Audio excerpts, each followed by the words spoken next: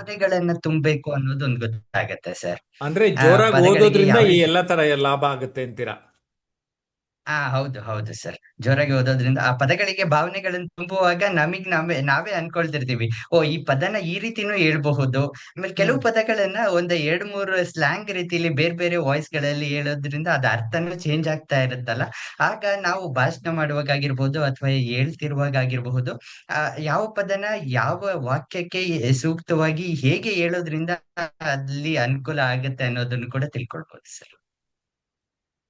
ಸ್ನೇಹಿತರೆ, yes sir. Sudarshan ನಮಗೆ ಈ ವಿಚಾರ ಹೇಳಿದ್ದು, ನಾನು ಯಾವ ವಿಚಾರ ಅವ್ರಿಗೆ ಕೇಳಿದ್ದೆ ಅಂದ್ರೆ, ಪತ್ರಿಕೆ ಹಾಗೂ ಪುಸ್ತಕಗಳನ್ನ ಜೋರಾಗಿ ಓದಿ ಧ್ವನಿ ಸುಧಾರಿಸಿಕೊಳ್ಳಿ ಅಂತ ವಿಷಯ ಕೊಟ್ಟಿದ್ದೆ. ಅದರ ಸಲುವಾಗಿ ಅವರು ಮಾತನಾಡ್ತಾ ಇದ್ದಿದ್ದು, ಜೋರಾಗಿ ಓದೋದ್ರಿಂದ ನಮ್ಮ ಧ್ವನಿ ನಮಗೆ ಚೆನ್ನಾಗಿ ಕೇಳಿಸ್ತದೆ ಅನ್ನುವಂತಹ ಮಾತನ್ನ ಸುದರ್ಶನ್ ಹೇಳಿದ್ರಿ. ಎಷ್ಟು ದಿನದಿಂದ ತಾವು ಅಭ್ಯಾಸ ಮಾಡ್ತಾ ಇದ್ದೀರಿ ಸುದರ್ಶನ್?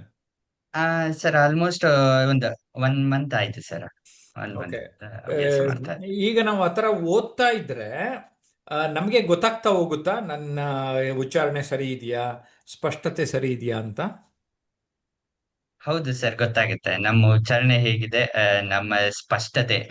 ಕೆಲವು ಪದಗಳು ನಾವು ಮನಸ್ಸಲ್ಲಿ ಹೇಳ್ಕೊಳ್ಳುವಾಗ ಸ್ಪಷ್ಟವಾಗಿ ನಾವು ಹೇಳ್ತಾ ಇರ್ಬೋದು. ಬಟ್ ಜೋರಾಗಿ ಹೇಳುವಾಗ ಕೆಲವು ಪದಗಳು ಕ್ಲಿಷ್ಟ ಆಗಬಹುದು ನಮಗೆ. ಆ ಪದಗಳು ಗೊತ್ತಾಗತ್ತೆ ಎಲ್ಲೆಲ್ಲಿ ನಾವು ತಪ್ಪು ಮಾಡ್ತೀವಿ ಅಂತ ಹೇಳಿ. Okay, very good. ನಾವು ಜೋರಾಗಿ ಓದ್ಕೊಳ್ಳೋದ್ರಿಂದ ಯಾವ ಥರ ಲಾಭ? ದೇವರಾಜೇಗೌಡ ಏನು ಹೇಳ್ತಾರೆ ನೋಡೋಣ. ಸರ್, ನಾವು ಜೋರಾಗಿ ಓದೋದ್ರಿಂದ ನಮ್ಮ ಭಾಷೆ ಸ್ಪಷ್ಟವಾಗುತ್ತೆ.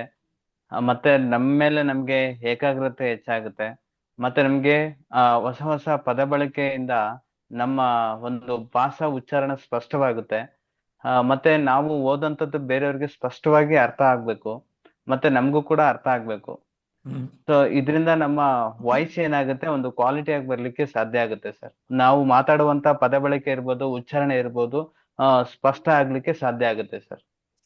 Very good. ವಸುಂಧರಾ ಅವರು ಹೀಗೆ ಹೇಳ್ತಾರೆ ಮೇಡಮ್.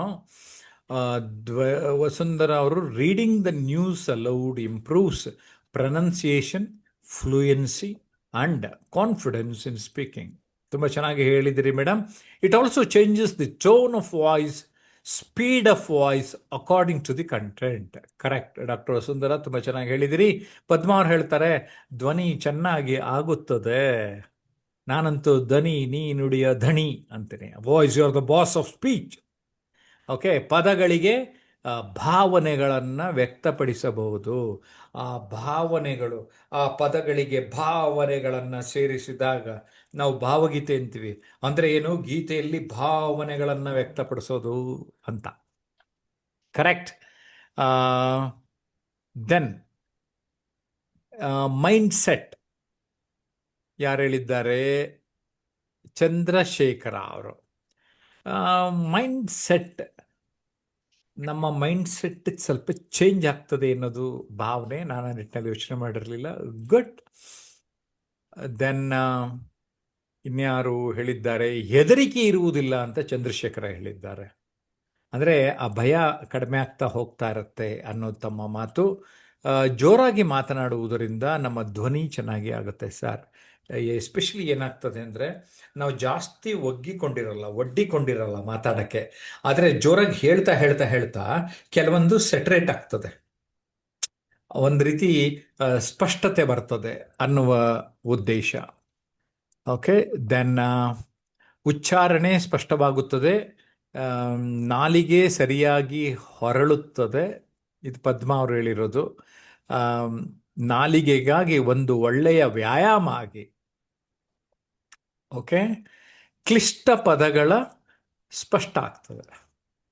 ಗ್ರೇಟ್. ತುಂಬ ಚೆನ್ನಾಗಿ ನೀವೆಲ್ಲ ನಿಮ್ಮ ನಿಮ್ಮ ಅನಿಸಿಕೆಗಳನ್ನು ಹೇಳಿದಿರಿ. ಇನ್ಮೇಲೆ ನೀವು ಜೋರಾಗಿ ಓದಿ ನಿಮ್ಮ ಧ್ವನಿಯನ್ನ ಸರಿಪಡಿಸಿಕೊಳ್ಳಿ, ಸ್ಪಷ್ಟತೆ ಹೆಚ್ಚಾಗಲಿ.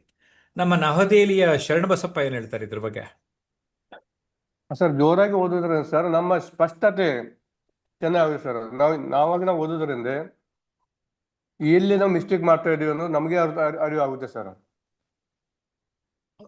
Okay, good. ಸ್ನೇಹಿತರೆ, ನೀವು ಇನ್ನು ಮುಂದೆ ಜೋರಾಗಿ ಓದ್ತಿರಲ್ಲ, ಅದರಲ್ಲೂ ನನ್ನ ಪುಸ್ತಕ ತಗೊಂಡು ಓದಿ. ನಂದೆಲ್ಲ books Sapna book house publish ಮಾಡಿದೆ. ಆಮೇಲೆ Amazon.in ಕೂಡ ಸಿಗ್ತದೆ. ಈಗ ಉದಾಹರಣೆಗೆ ಒಂದು ಪೇಜು ಓಪನ್ ಮಾಡಿದೆ, ನಾನು ಓದಕ್ಕೆ ಟ್ರೈ ಮಾಡ್ತೇನೆ. ಲೇಖನಗಳಿಂದ ಪುಸ್ತಕಗಳೆಡೆಗೆ, ಆರ್ಟಿಕಲ್ಸ್ ಟು ಬುಕ್ಸ್. ಬರೀ ಹರಿ ಹರಿ ಬರೀ ಬರಬಹುದು ಹರಿ, ಹರಿದು ಹರಿದು ಬರಿ. ಇದು ಯಾರು ಹೇಳಿದ್ರು ಗೊತ್ತಾ? ದತ್ತಾತ್ರೇಯ ರಾಮಚಂದ್ರ ಬೇಂದ್ರೆ ಸ್ನೇಹಿತರೆ. ಬರವಣಿಗೆ ನಿಮ್ಮ ಹಣೆ ಬರಹವನ್ನು ಬದಲಿಸುತ್ತದೆ. ಈ ಮಾತಿನಲ್ಲಿ ನಂಬಿಕೆ ಇಡಿ, ನಿಮ್ಮ ಬದುಕನ್ನು ನೀವೇ ರೂಪಿಸಿಕೊಳ್ಳಲು ಕೂಡ ಸಾಧ್ಯವಾಗುತ್ತದೆ. You can script your own future. ಬರವಣಿಗೆಯ ಮಹತ್ವ, ಸಂವಹನದ ಒಂದು ಪ್ರಮುಖ ಅಂಶವಿದು. ನಿಮ್ಮ ಬರವಣಿಗೆ ಒಂದು ದಾಖಲೆಗೆ ಸಮಾನ, ದೃಢೀಕೃತ ಹಾಗೂ ಪ್ರಭಾವಶಾಲಿ ವ್ಯಕ್ತಿತ್ವ ಹೊಂದಿದೆ. ನೀವು ಈ ಅಂಶವನ್ನು ಮನಗಂಡು ಉಪಯೋಗಿಸಬೇಕು ಅಷ್ಟೇ. ನಿಮ್ಮ ಅನೇಕ ಸಮಸ್ಯೆಗಳಿಗೂ ಇದು ರಾಮಬಾಣ. ಲೇಖನಿ ಕತ್ತಿಗಿಂತ ಹರಿತವಾದುದು. Pen is mightier than the sword. ಪ್ರಪಂಚದ ಇತಿಹಾಸ ಈ ವಿಚಾರವನ್ನು ಸಾಬೀತುಪಡಿಸಿದೆ. ಇಂದಿಗೂ ಹಾಗೂ ಎಂದೆಂದಿಗೂ ಇದು ಪ್ರಭಾವಶಾಲಿ ಅಂಶವೇ ಸರಿ. ಧ್ವನಿಯ ಏರಿಳಿತ, ವೇಗ, ಓಘ, ಭಾವ, ಅನುಭಾವ, ಭಾವನೆಯನ್ನು ವ್ಯಕ್ತಪಡಿಸೋದು, ಅನುಭವಿಸಿ ಮಾತನಾಡುವುದು, ಇವೆಲ್ಲವೂ ಕೂಡ ಮುಖ್ಯ ಆಗ್ತದೆ ಧ್ವನಿಯಲ್ಲಿ. ಈ ಅಂಶನ ಅದಕ್ಕೋಸ್ಕರನೇ ಇದೊಂದು ಆಕ್ಟಿವಿಟಿ ಹೇಳಿದ್ದು. ಜೋರಾಗಿ ಓದಿ.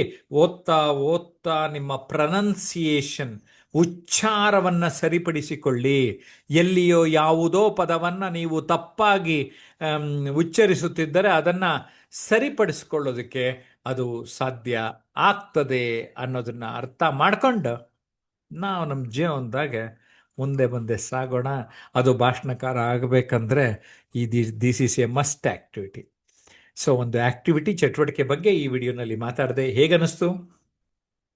ನೀವು ಭಾಷಣಕಾರರಾಗಬೇಕು, ನಿಮ್ಮ ಧ್ವನಿ ಸುಧಾರಿಸ್ಬೇಕು ಅಂದರೆ ಇವತ್ತಿಂದನೇ ಮಾಡಿ, ಪ್ರಯತ್ನ ಪಡ್ತಾ ಇರಿ. ನೋಡಿ ಇಂಪ್ರೂವ್ ಆಗುತ್ತಾ ಇಲ್ವಾ ಅಂತ.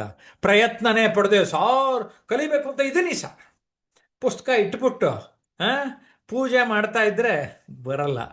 ನಾನು ಪುಸ್ತಕ ಬರೆದಿರೋದು ನಿಮ್ಗೆ information. It is a textbook, it is a guide. Only when you practise, there is only 3 words. 3 words ಯಾವುದು ಅಂದರೆ ಪ್ರಾಕ್ಟೀಸ್, ಪ್ರಾಕ್ಟೀಸ್, ಪ್ರಾಕ್ಟೀಸ್. ಗೊತ್ತಾಯ್ತಲ್ಲ? ಅಭ್ಯಾಸ, ಅಭ್ಯಾಸ, ಅಭ್ಯಾಸ. ನೀವು ಅಭ್ಯಾಸ ಮಾಡ್ಕೊಂಡ್ರ ಕಲಿತೀರಿ ಬೇಗ.